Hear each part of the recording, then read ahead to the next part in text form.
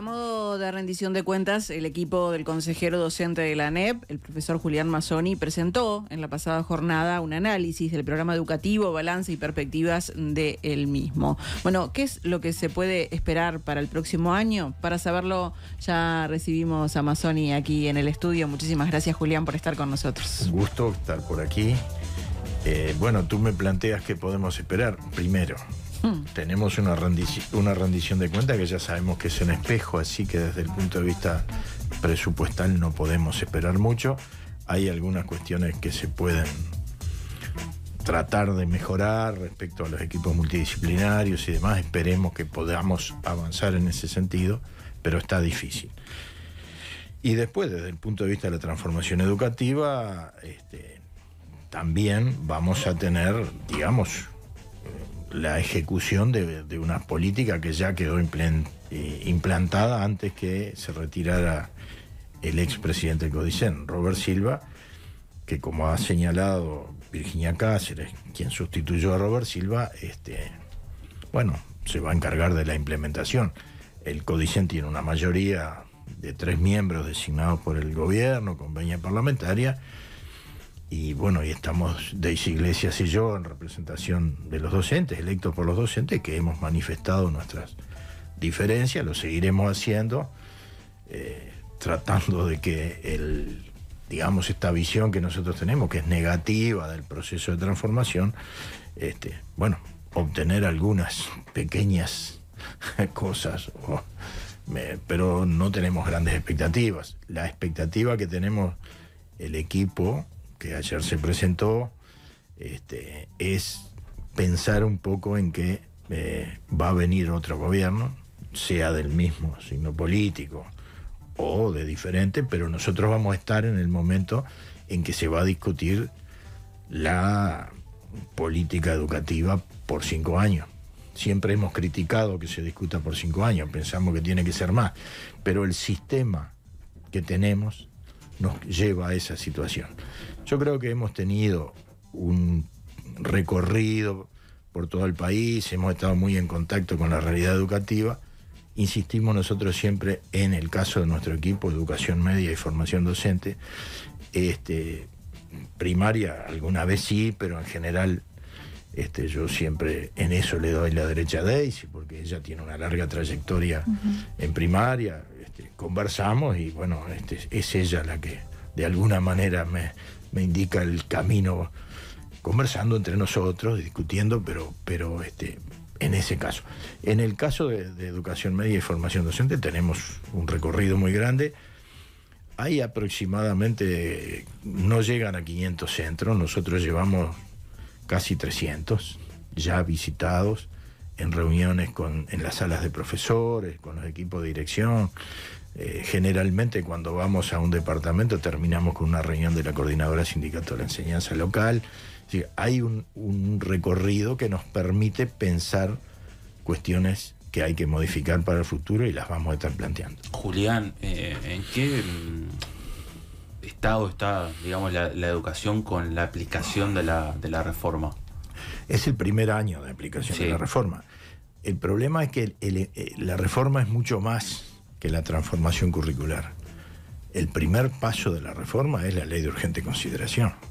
Es un modelo verticalista, nosotros decimos que gerencial, donde las definiciones de las grandes líneas de política educativa, es cierto que se define en el CODICEN, pero la ejecución la tienen los directores generales, excepto en el caso de formación docente, que todavía persiste el Consejo. Pero entonces esto ya está mostrando. El otro aspecto que nosotros señalamos es, una idea que tiene que ver con que hay que medir determinadas cuestiones que son difíciles de medir, y con la estadística.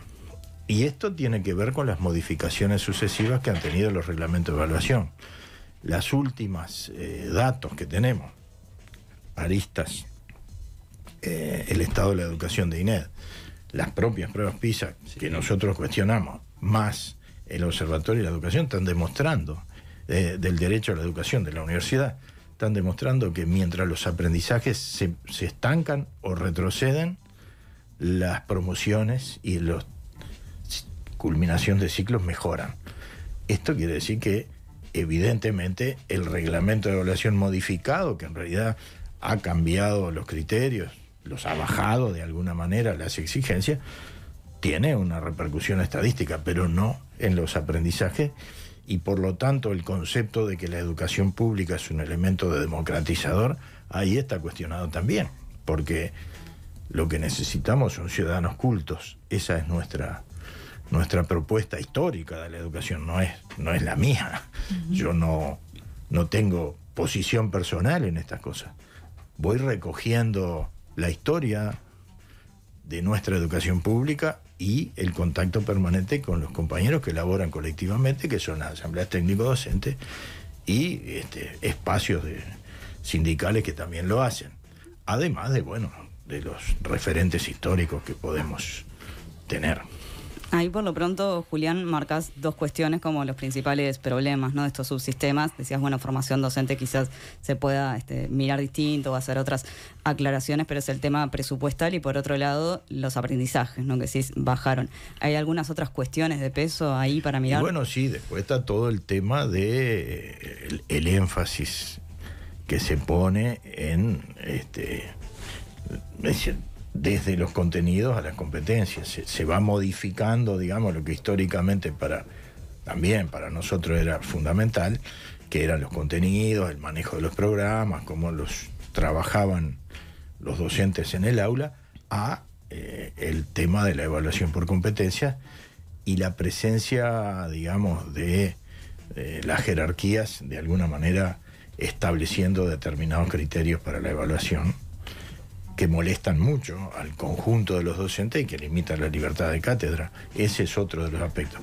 Todo se cierra después con los documentos que tienen que ver con el marco curricular nacional, la educación básica integrada y ahora la transformación en el bachillerato, más la radical transformación en la formación docente que implica la injerencia del Poder Ejecutivo en la definición de política que la Constitución reserva al ente autónomo. En esos días empezaron las acreditaciones, esta prueba, ¿no?, para acreditar los títulos docentes.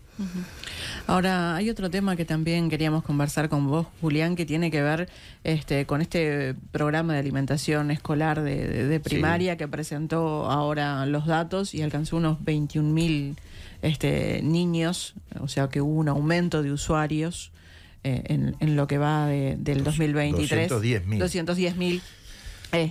Esto incluye a gurises del liceo. Sí, todavía de manera insuficiente, Hay una larga tradición en primaria de alimentación escolar, el impuesto a primaria que, va directamente para eso.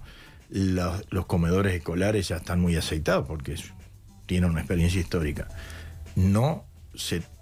Esto no pasaba en educación media, pero la realidad ha demostrado la necesidad de que los estudiantes de educación media también reciban alimentación.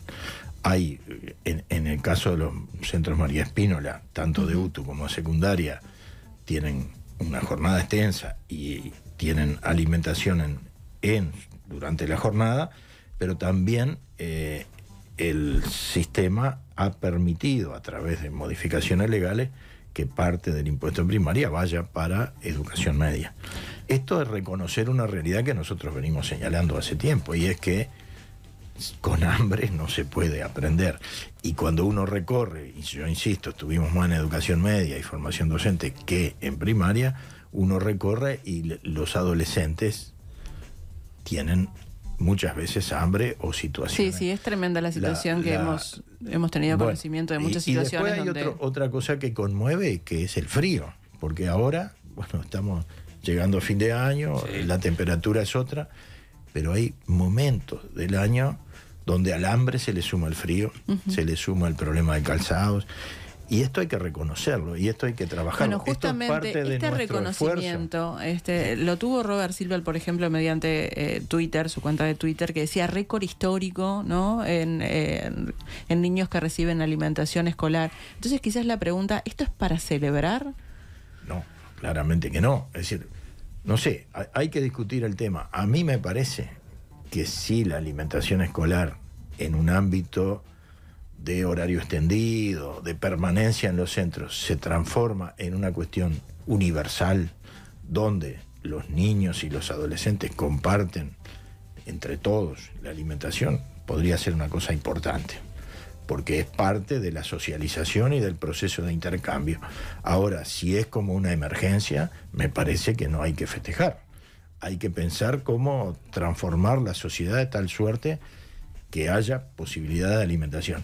La prueba PISA, insisto, que nosotros siempre hemos cuestionado, dice claramente que 1 de cada 10 adolescentes de 15 años, por lo menos una vez en la semana anterior a la prueba, no se salteó una comida porque en la casa no había condiciones para pagarla. Julián, ¿pero deberían haber existido estos comedores para educación media en los gobiernos previos? Bueno, yo creo que habría que haberlo pensado. Es decir, nosotros en este momento lo estamos analizando en el equipo y lo vamos a discutir, obviamente, en el plano con otros compañeros. Yo creo que sí hay una idea bastante generalizada de que, sobre todo en el ciclo básico de educación media, hay que extender el horario, hay que atender mejor a los muchachos, hay que generar condiciones para que la permanencia en el centro implique una calidad educativa importante y no sea, digamos, una guardería donde los gurises están porque los padres no los pueden atender, que sea realmente de provecho. Bueno, eso va a implicar que en los centros de educación media existan comedores, pero esto requiere mucho esfuerzo de infraestructura, porque nos hemos recorrido, como decíamos, y hemos encontrado centros María Espínola, donde los muchachos almuerzan, que no tienen comedor.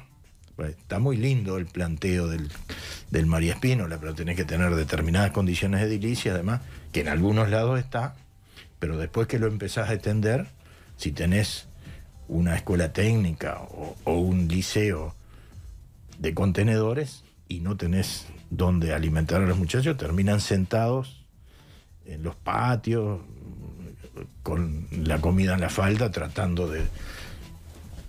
Nosotros lo hemos planteado, se ha reaccionado, a veces pero se envían aulas prefabricadas para esas cosas. No es la solución. La solución es infraestructura y es, obviamente, mejorar la alimentación y la atención en general. Esto es presupuesto. Esto nosotros seguimos señalando el 6% del PBI, estamos en el 4,5%, nos falta 1,5 puntos para el reclamo histórico. Son casi $1.000 millones que no están donde tendrían que estar, nos parece a nosotros. Julián, ayer presentaste un recurso de inconstitucionalidad por la forma que se acreditaran los títulos universitarios de docente y de profesor y de maestro. ¿Por qué esto? Bueno, esto es en defensa de la autonomía del ente. Es decir, yo no quisiera entrar en los detalles jurídicos porque voy a meter la pata. Es decir, aquí hubo yo voté en contra de la presentación voluntaria porque ya me parecía que había una injerencia en la autonomía del ente. Después los compañeros de formación docente hicieron una colecta, para pedirle a dos constitucionalistas que estudiaran el tema. Los constitucionalistas Robaina y Freitas llegan a la conclusión de que hay una inconstitucionalidad flagrante, que yo ya la veía desde el punto de vista, digamos, del análisis general, pero requiere cuestiones técnicas. Y además hay una cosa importante: la legitimación activa no solo alcanza a los consejos, sino también a los consejeros. Entonces cualquier consejero, según esa visión, podía hacerlo. Bueno, yo que había votado en contra de la presentación, conversé con los compañeros. Aquí había que también definir cuestiones económicas porque hay que pagar al profesional que hace el escrito. Lo conversé con los compañeros de FENAPES y los compañeros me apoyaron económicamente, el sindicato, y ahí iniciamos el proceso que culminó ayer con la presentación. El doctor José Gómez Leiza me representa en este caso, y ayer ingresamos a la Suprema Corte de Justicia el recurso. Yo digo dos cosas que hay que aclarar. Hay docentes que están haciendo los trámites para el reconocimiento. Mientras esto funcione, yo no tengo objeción No, Silveira hablaba de unos 7.000, creo, celebraba que era 6.400, más o menos, por lo que supe, pero digo, no importa tanto eso, hay docentes que lo están haciendo, esto no tiene efectos suspensivos, y es más, aunque tuviera éxito, después habrá que ver el proceso y lo que hicieron, va a haber que reconocerlo de alguna manera. Este no es el problema es la Constitución de la República establece una autonomía muy profunda de los entes autónomos de la educación, y para nosotros esto es determinante desde el punto de vista de todo lo que les estaba diciendo.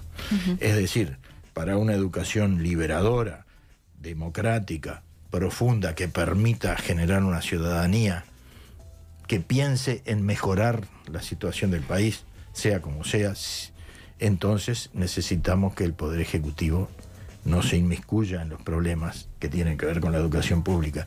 Y esto es doctrina constitucional en el Uruguay desde la Constitución del 17, y se profundizó en la Constitución del 52, y la tenemos presente en los artículos 202, 203, 204 y 205 de la Constitución. Creo que mi obligación es defender la autonomía, y ese es, digamos, el objetivo. Después la parte, digamos, técnica, no me animaría demasiado a opinar, porque ahí está, yo tengo el escrito, por supuesto que firmé, pero me gustaría que en todo caso fueran otros los que opinaran de esto, ¿no? Julián Mazzoni, consejero de la ANEP por los docentes, te agradecemos muchísimo estos minutos aquí en Nada que Perder. Ha sido un gusto. Gracias, Julián. Gracias.